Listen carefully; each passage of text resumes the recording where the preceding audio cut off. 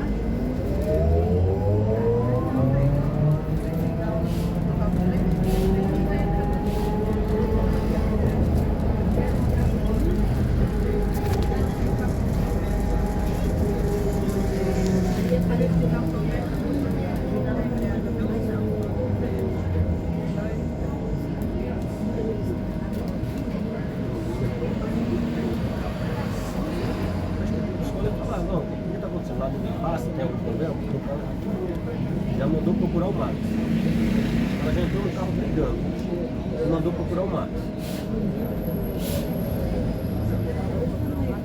Essa específica foi de São Paulo.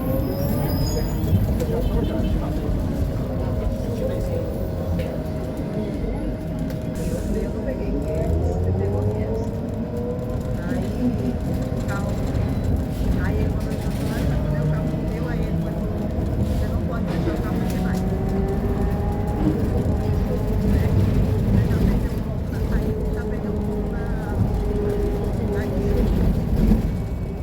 E agora eu tenho que deixar o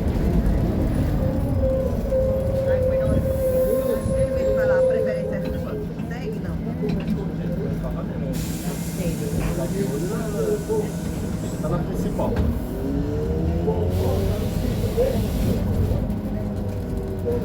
Aí o carro meu. Vai para a escola, você vai. Vamos lá zerar o carro.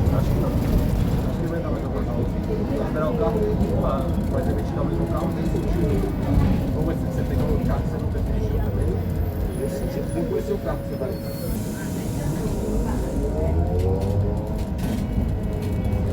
O carro automático, não é o carro, é só tem que pisar na embreagem para ele poder ligar. Ele é automático, também não é automático. Então só funciona a embreagem, só isso, para ligar, só liga com a embreagem, que é a minha moto. Ela não sai se ela tiver no primeiro, ela não tem jeito. Você tem que colocar no meu. O presente vai baixado, tem que usar, porque a porta de aberta não liga. É sensor, né?